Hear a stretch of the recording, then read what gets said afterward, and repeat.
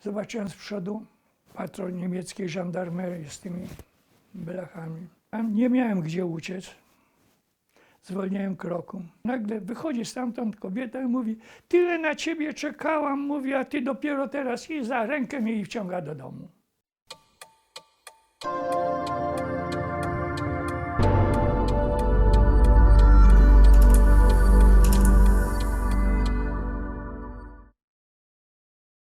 Ojciec został rozstrzelany 2 maja 1940 roku na lotnisku Okęcie, podobno za sabotaż.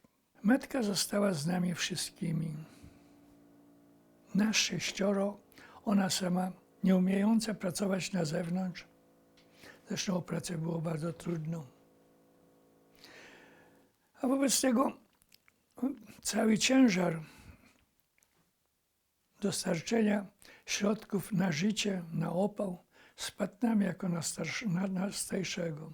I tu się zaczęło całe moje dorosłe życie. Ktoś powiedział matce, znaczy zresztą wszyscy wiedzieli, że, bo taka była nawet, kto handluje, ten żyje. Takie hasło było w okresie okupacji, żeby pokupować jakieś przemysłowe historie, czy czystościowe historie tu w Warszawie, wywieźć gdzieś na wieś i stamtąd przywieźć żywność. I zaczęło ją to mocno nurtować.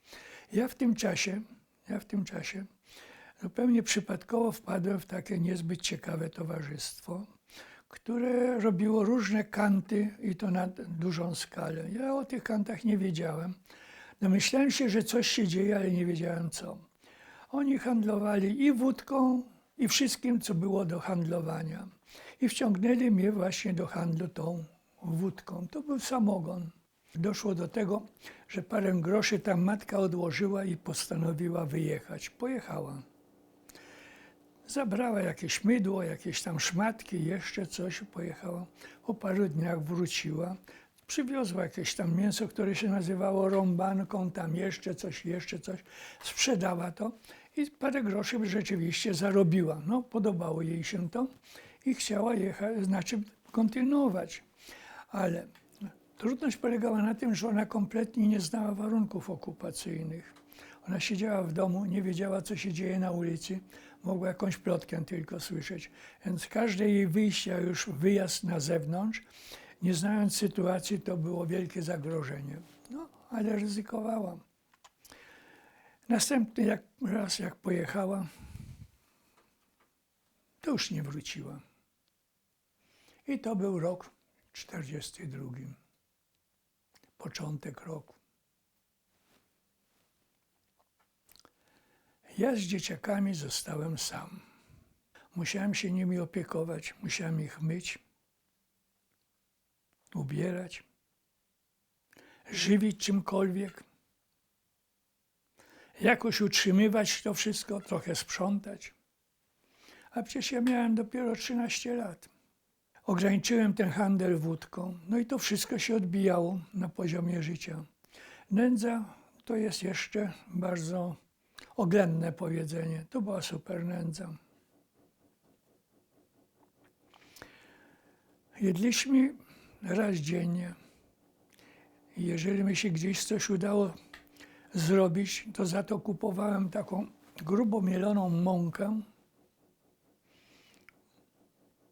Gotowałem ją na taki klej i ten klej był jedynym pożywieniem nas raz dziennie. Chyba po roku czasu przyszły do nas do domu jakieś 2 panie.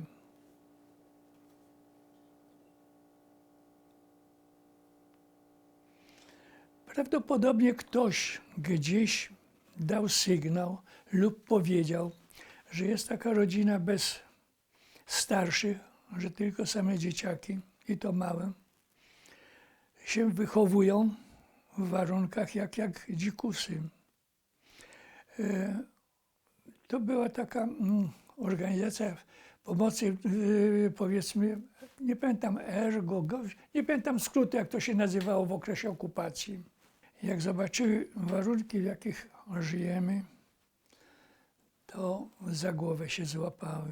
trochę nam pomogły doprowadzić to wszystko do porządku. No, obiecały, że będą zaglądać. Rzeczywiście później ze 2 razy zaglądały, aż do konkretnej propozycji. Proponują, że może byśmy poszli do domów wychowawczych. W tym czasie to się nazywały trochę inaczej, przytułki. Że to tak określiły, że może do przytułków byśmy poszli. No, w tej sytuacji nie było, powiedzmy, alternatywy żadnej innej. Natychmiast się zgodziłem i one zorganizowały, powiedzmy, to nasze pójście do tych domów dziecka, tak będę ich dalej nazywał. Te 2 najmłodszych trafiło do zakładu wychowawczego imieniem Beduena na Nowogrodzkiej. 2 siostrzyczki. 2 siostry i brat trafili do domu wychowawczego w Zakonnic na Czarniakowskiej. A mnie skierowano do domu wychowawczego prowadzone przez księży na ulicy Lipowej na Powiślu. Nie wiem, jak początkowo się tam zachowywali i jak się czuli, powiedzmy, to moje rodzeństwo w tych nowych miejscach, ale tam mieli jedzenie, ciepło. Ja natomiast się czułem bardzo źle na tej Lipowej. Źle z wielu względów. Po pierwsze to klimat. To były więzienia, a nie dom wychowawczy. Po drugie, metody wychowawcze. To bicie i głodówka. Po trzecie,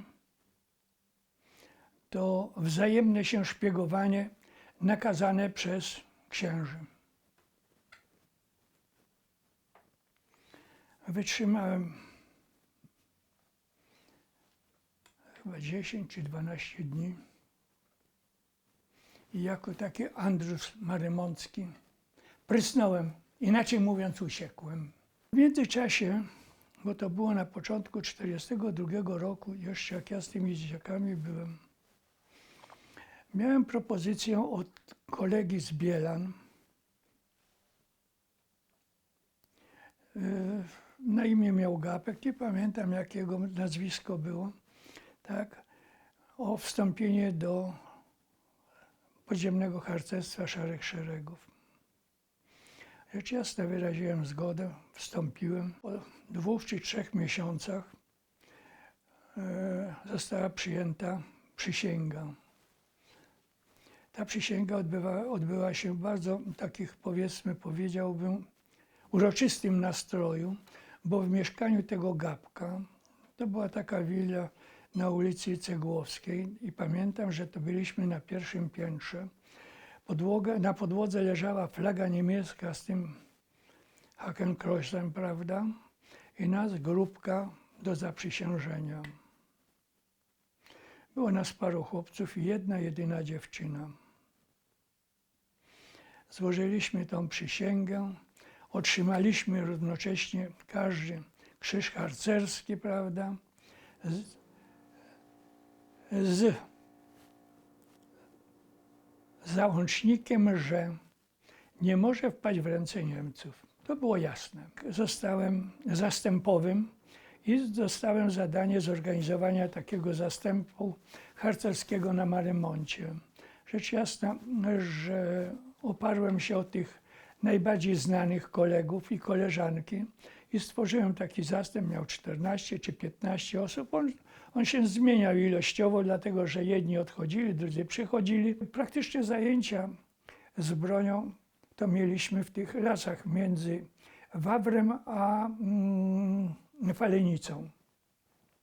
No pamiętam taką raz zabawną historię z tych naszych ćwiczeń i nauk tam, że poszliśmy, każdy z nas podobno miał strzelić 1 czy 2 razy z pistoletu, żeby wiedział, jak to jest. No i gdy zaczęliśmy strzelać, a tam jakieś takie pagórki były, ja pamiętam, piaszczyste, jako wał ochronny w to strzelaliśmy, tak? nagle ni stąd, ni zowąd wokół nas pojawili się znacznie starsi od nas chłopcy z bronią. Ręce do góry i wsie. No zrobiliśmy to. Co, jak, skąd i na co? Okazało się, że weszliśmy komuś akurat niepotrzebnie na ich podwórko. Oni też mieli szkolenie.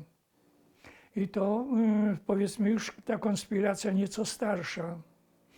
I nasza obecność tam dekonspirowała ich obecność. Byli tym zaniepokojeni.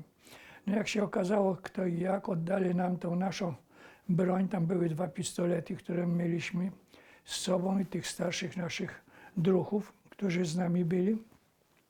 No i kazali nam się wynosić. Rzecz jasna, posłuchaliśmy, poszliśmy, ale to wskazywało na to, że te lasy to były takie miejsce dość intensywnego wykorzystania do szkoleń konspiracyjnych.